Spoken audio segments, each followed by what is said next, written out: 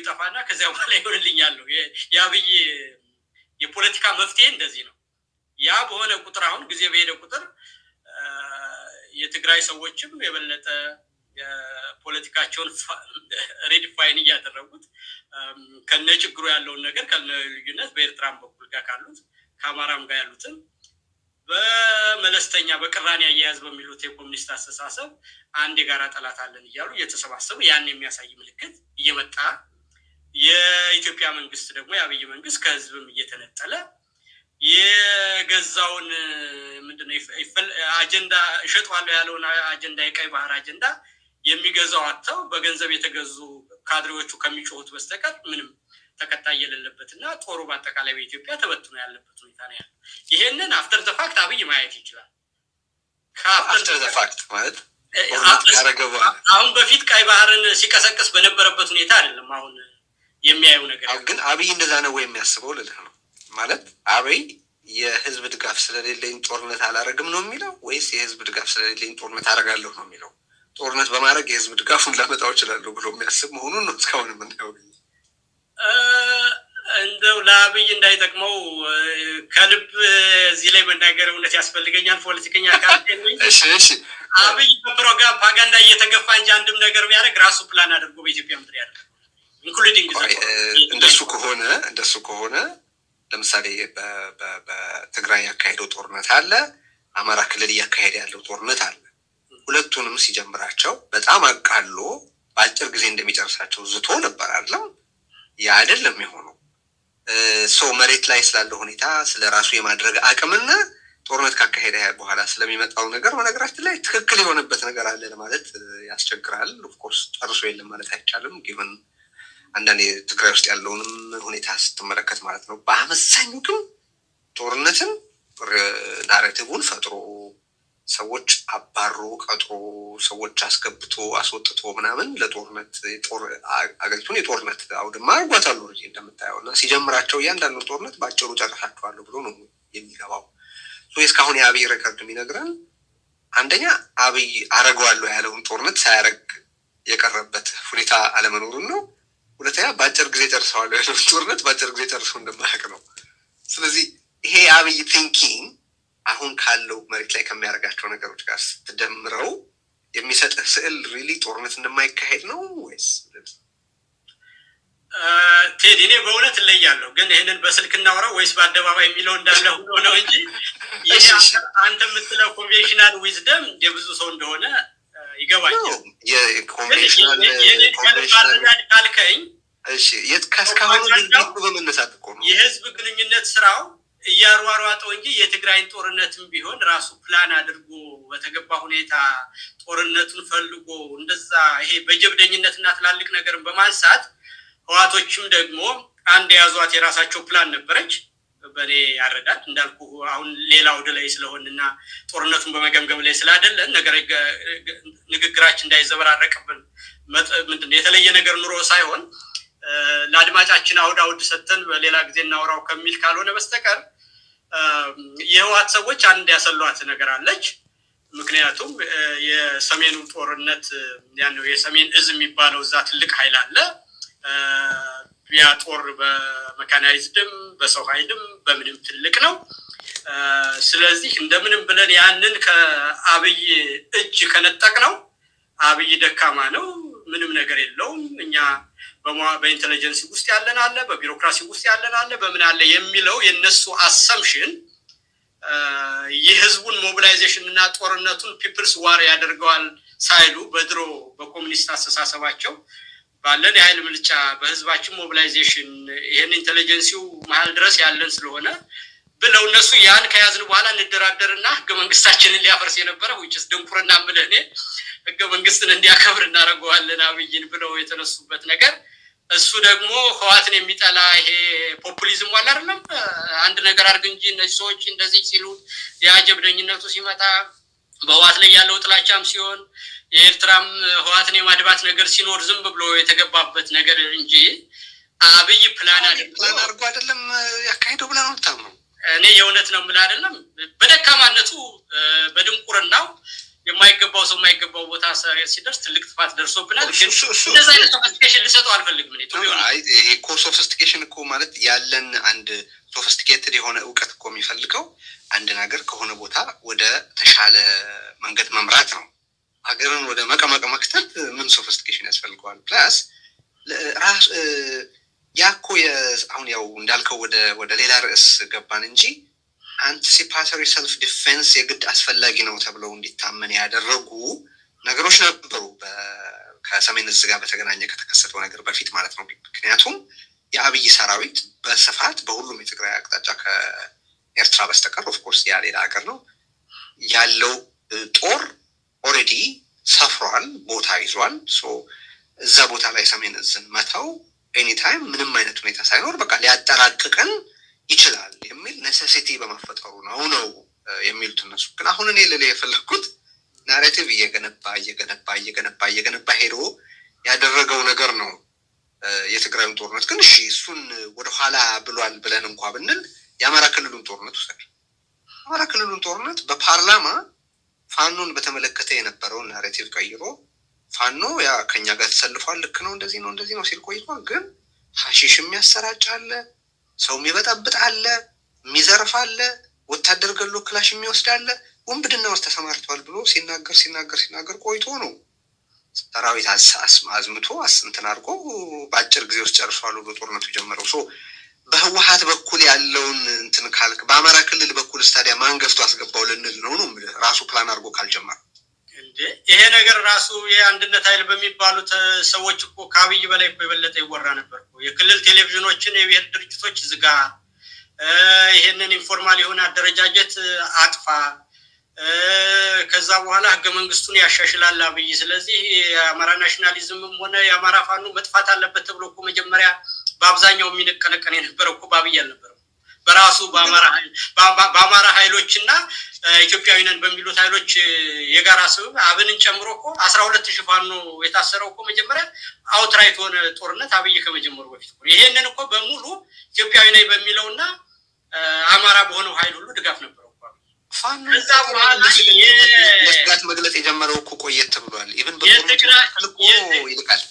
የትግራይ ጥሩት ይል ነበር እኮ ይሄ ለስቴቱ አደጋ ነው ፋኖ የሚባል እኔ ማልቆጣጠረው ኃይል መኖሩ ለመንግስታዊ ስልጣኔ አደጋ ነው ማለት የጀመረው እኮ ቆየት ብሏል እኮ በጦርነቱ መካከል እኮ። ያንን በተመለከተ የአማራ ኃይሎች ራሳቸው ከትልቅ ድጋፍ ነበራቸው። የትግራይ ጦርነት አፈጻጸምና አብይም በዛ ውስጥ ጀብደኝነት ይዞት ያንኛውን ትልቁን ኃይል ከመታው ይሄ የተበታተነ ነገር አጠፋዋለሁ የሚል መጨረሻ አካባቢ ነገሩን አቅሎ ማየትና ማን ነው ጀነራል አባውን ያህል እኮ አብይ አልፎከረም። ኦኬ ስለዚህ በጎጥ እየተደራጀ የጎጥ አስተሳሰብን ትመታለህ፣ ትለቀማለህ የፎርማል አደረጃጀት ሲል እኮ አበባው የበለጠ ከአብይ በላይ ፕላን ነበረ። ያው አበባው በራሱ ምን ፕላን ያደርጋል አብይ ካላጸደቀለት። ግን ልል የፈለኩት ምንድነው እንዲገባኝ በትክክል ሰው እያልክ ያለው አንተ እስካሁን ድረስ ባለው በኢትዮጵያ ውስጥ በተካሄዱ ወይ ሊያገረሹ በሚችሉ ጦርነቶች ውስጥ አብይ አቅዷቸው ፕላን አድርጓቸው የተጀመሩ አይደሉም የሚል ነው። ብዙ ሰው እንደማይወደው ስለማቅ እና ቅድም ያልኩ አጌንስት ዘ ኮንቬንሽናል ዊዝደም ስለሆነ አልለውም እንጂ አብይ ፕላን አድርጎና መልክ አስይዞ በህዝብ እየተገፋ በፖፑላሪዝም እየተገፋ በሚዲያ እየተገፋ ከዛ በኋላ የነገሮች ሁለት ወደዛ እየወሰዱት እንጂ አብይ ፕላን አድርጎ የፈጠረው ሆነ የሰራው ምንም ነገር አለ ብዬ ለማለት በኢትዮጵያ ምድር ላይ የለኝ እና ግን ባለጄ ነው ስቴት አፓራትስ እጁ ላይ ያለ ስልጣን ላይ መቆየት ይፈልጋል። እንደውም ያልሰራውን ነገር ሁሉ አንዳንዴ እንትን አድርጎ ያወራል። እሱ እንዳደረገው አቅዶ እንዳደረገው ሁሉ አድርጎ የማውራት ዝንባሌ ያለው። እንዲህ አይነት መሪዎች ደግሞ የእሱ አይነት ፐርሰናሊቲ አሉ በታሪክ እና ፕላን ማድረግ እውቀት ይጠይቃል ብለህ ስለምታስብ ነው አላረገውም እያልክ ያለው? አዎ ሻሎ ነው። ከጊዜያዊ ነገሮችና ከካሜራ ያለፈ ስትራቴጂካሊ አስቦባቸው ያደረጋቸው ነገር የለም። ሁሉንም ነገሮች እስቲ ያያቸው። አሁን ጦርነቱን ከጨረሰ በኋላ የሞከራቸውን ነገሮች ሁሉ ውሰድ እስቲ። የትግራይ ሰዎች እኮ አማራን አብረውት እንዲወጉለት ፈልጎ ነበር። የትግራይ ሰዎችን እኮ ቀይ ባህርን ሄድና እንተናና ባረው ብሎ ሞክሮ ነበር። ትግራይ የኔን ምጽዋት ይጠብቃል ብሎ ወደ አማራ ተዋጉ ብሎ ሲጠራቸው ከፕላን ውጪ ነው ብለህ እንዴት አሰብክ? ልፈልግ ነው ሶሪ ወደ አላሰብነው ውይይት እንሄድ ነው። በጣም ኢንትረስቲንግ ስለሆነ ነው። ኦሮሞዎችን ደግሞ ሰሜን ኃይል መጣበት ብሎ ሁሉ ነበር። ይሄ ሁሉ ነገር ምንድነው? ነገሮች ሲመጡበት ያንን በድንጋጤ ሪፐልሲቭ በሆነ ኒጀር ሪአክሽን የሚያደርግ እንጂ ፕላን አይደለም። ማይ ፖይንት ሁለት አይነት ነገር እኮ ነው ባንዴ እኮ የፈጠረው። መጀመሪያ የኤርትራ መንግስት ሳይነካ ስሙን ሁሉ ሳይጠራ ነገሮችን በመልካም ሊጨርስ የፈለገ ሰው ህወሓትን ደግሞ ወዲያው ይዞ መጥቶ በእኛ ሀገር ጉዳይ ውስጥ ለምን ይገባል ብሎ እነሱን ባገኘ ማግስት ከሻዕቢያ ጋር መጣላት እንደሚፈልግ አድርጎ አለ። ከሻዕቢያም ጋር እንዲጣሉለት ፈለገ፣ ከአማራም ጋር እንዲጣሉለት ፈለገ። ያን አልችል ሲል ደግሞ ኦሮሞዎች ሰሜን መጣል ብሎ እነሱ ጋር ለመደበቅ ሁሉ ይሄው የትናንቱ ንግግር ጨምሮ እንደዚህ ያለ ይሄ ሳረገው ከጦርነት ውጭ ሰርቫይቭ ማድረግ አለመቻሉን አታይም? ከጦርነት ውጭ ሌላ አይነት ስቴት ኦፍ የማስተዳደር ስቴት እንደማያውቅ በማናቸውም ሁኔታ ምልህ አንተ የምትለው አይነት አሁን የሆነን ህዝብ ከቦ በድሮን እና በክላሽ ከክላሽ ከድሮን ባለው ሬንጅ መቀጥቀጥ የተለየ እውቀት አይጠይቅም። በቃ ስቴት አፓራቱስ እጅህ ላይ አለ። ከጦርነት ውጭ ስራ መፍጠር ማልችል ከሆነ ልማት ማምጣት ማልችል ከሆነ የሚታይ አይነት አይዲዮሎጂ ከሌለኝ ዘን ትራይቭ ማድረገው በጦርነት ውስጥ ነው። እስከቻልኩት ድረስ አዳዲስ ጦርነት እየፈጠርኩ የነበረውን እያስቀጠልኩ የቆመውን እንዲያገረሽ እያደረግኩ ልቀጥል እችላለሁ ቢል ይሄ እዚህ ውስጥ ፓተርን አታይም? ከእስከዛሬ የአብይ አህመድ የ7 ዓመት የስልጣን ቆይታ ጦርነትን በተመለከተ ፓተርን አታይም? ታክቲካል ማኖቨር አለ፣ ግን ስትራቴጂክ ቲንኪንግ አይደለም። ሁኔታዎች ሲመጡልህ ይሄ ስትሬት ስማርት የመሆንና ነገሮችን የመጡትን ኦፖርቹኒቲዎች ወደ እሱን በሚጠብቅ መልኩ ማድረግ ደመነፍሳዊ ነው። ይሄ ምንም ቅድም እንዳልከው ችሎታ አይጠይቅም። ግን ፕላንዱ ነው ቢያደርግ ኖሮማ እኮ አሁን ዘኢንድ ጌም ምን ሆነ ብለህ አስብልኝ እስቲ። በሂደት ውስጥ እኮ ህዝቡ ራሱ የጠራ አመለካከት ባለመኖሩ እንጂ አብይ የሚያደርጋቸው ነገሮች ሁሉ ዳውን ዘላይ ተከብሮ ተወዶ መንግስቱ ነው መኖር እየቻለ ግን ተሸምቅቆ አሁን ነገሮች ሁሉ ያለ አሰላለፎች ሁሉ እያንዳንዱ የሚወስዳቸው እርምጃቸው ጊዜያቸውን እየጠበቁ በራሳችን ድክመትና በነበረው ሁኔታ ከመዘግየት ውጭ የአብይን ስልጣን እየሸመቀቁት ሄዱ። የአንድ መንግስት እኮ ዝም ብሎ ኦቨርናይት አይወድቅም እኮ። የጠነከረ መዋቅር ነበረ። ትልቅ መንግስት ነው የኢትዮጵያ መንግስት። የፈለገ ብትፈጥን እኮ በዚህ ደረጃ የተደራጀና ህዝቡን የሚያንቀሳቅስ አንድን ነገር ወደ ለውጥ የሚመራ ነገር ለመፍጠር ራሱ የሚፈጀው ጊዜ አለ። ስለዚህ የአብይን መንግስት በሌላ የለውጥ ኃይል መተካት የሚጠይቀው የራሱ የቤት ስራ አለ። ያ በመሆኑና ለውጥ ፈላጊነት ጋር አጭበርብሮ የፈጠራት ኮንፊውዥን ከፈጠረችው ነገር ውጭ አብይ በስልጣን እንዲቆይ ያደረገው የራሱ የህዝቡ እንትን እንጂ እሱ የሚሰራቸው ነገሮች እያንዳንዳቸው ነገሮች አብይን የሚሸመቅቁ ናቸው። ዳውን ዘላይ አሁን አንቆት የት ነው ያለው አብይ? የነበረውን የዲፕሎማሲ ግንኙነት ሸምቅቆ በልቶ ከጎረቤቱ ጋር ሁሉ በሙሉ ተጣልቶ የሱ ደጋፊ የነበረው የአማራ ኃይል ሁሉ የኤርትራ ኃይል ሁሉ አጠቃላይ ኢትዮጵያዊ የሚለው ሁሉ ከሱ እጅ ወጥቶ የሀገሪቷ ኢኮኖሚ ሊቆጣጠረው በማይችለው ሁኔታ ሆኖበት በዚህ ደረጃ የተጠነቀቀን ሰው ስትራቴጂካሊ ያስቦ የሚሄድ ሰው ነው ልን ፕላኑ ጥሩ አይደለም ወይ በሚገባ አልተሰላም ማለት እና ጦርነቱን አስቦ አልጀመረም ወይ ለጦርነት አላቀደም ማለት የተለያየ ስለሆነ ነው። ፕላኑ በጣም የወረደ እንደ ቀደም ምን የምቆጣቀሽዋለሁ አማራ ክልል እንኳን ትጥቅ ቀበቶ አስፈታለሁ ብሎ ጀመረ። ያው 2 ዓመት ሞልቶ እየተነጋገርን ነው። በ2 ሳምንት ውስጥ ጨርሳለሁ ብሎ ትግራይ ገባ። 2 ዓመት ፈጀ ጦርነቱ። ይኸው ከዛም በኋላ ኦፍኮርስ ሌላ 2 ዓመት ከምናምን አለፈ በዝብርቅርቅ ውስጥ። ኦሮሚያ ውስጥ ከኔ ውጭ ማንም ኃይል ሊኖር አይገባም፣ ዘርፎር ምንም ተቃውሞ ሊኖርብኝ አይገባም ብሎ ዘመቻ ጀመረ። ግን ይኸው 6 ዓመት ውጊያ እየተደረገ ነው። እነዚህን ጦርነቶች አብይ ፈልጎና አቅዶ ጀምሯቸዋል ማለትና በደንብ አስቦ አስልቶ በጥሩ ፕላን አካሂዷቸዋል ማለት በጣም የተለያየ ነገር ነው ብዬ ነው። በደንብ አስቦባቸው የሆነ ነገር ጌን አረግባቸዋለሁ ወይም በደንብ አውትካሙን አስልቶ ሶሮሊ አስቦባቸው ነው ያደረገው ማለት ያ ካፓቢሊቲ አለው ብዬ አላምንም። ጦርነቶቹን ግን አቅዷቸዋል፣ ፈልጓቸዋል፣ ተዘጋጅቶባቸዋል፣ በሱ አቅም ሪሶርስ አሰባስቦባቸዋል፣ ናሬቲቭ ሰርቶባቸዋል፣ ኤክስኪዩት አድርጓቸዋል። እሱ ላይ ነው አይ ቲንክ የተለየ አስተያየት ያለ ስለመሰለኝ በደንብ እንድናነሳ የፈለኩት። ስለዚህ አሁን ከኤርትራ ጋር በተገናኘ አሁንም በሌሎች ተገፍቶ ሊገባበት ይችላል ነው እያልክ ያለኸው ወይስ ሲጀመር አይገባበትም? አሁን ለምሳሌ እንደ ድሮ ቢሆን ኑሮ የአማራ ኃይሉ ሁሉ ዘራፍ ተከትያለሁ ምናምን ቢለው ኑሮ ሁሉ ጦርነት ተገብቶ መውጫውና ውድቀቱ እንደሚመጣ አውቃለሁ።